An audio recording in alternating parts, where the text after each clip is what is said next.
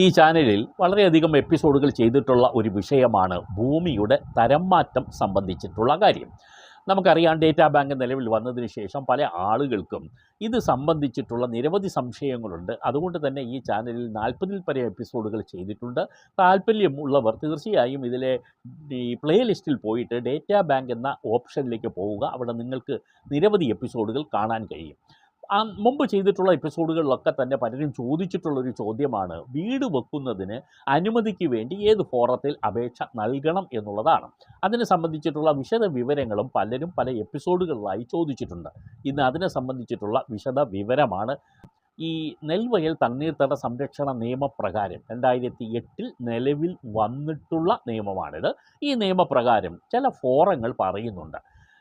Forum number 1 എന്നുള്ളതാണ് വീട് വെക്കുന്നതിന് വേണ്ടിയുള്ള അനുമതിക്കായി നമ്മൾ അപേക്ഷ നൽകാൻ ഉള്ളത്.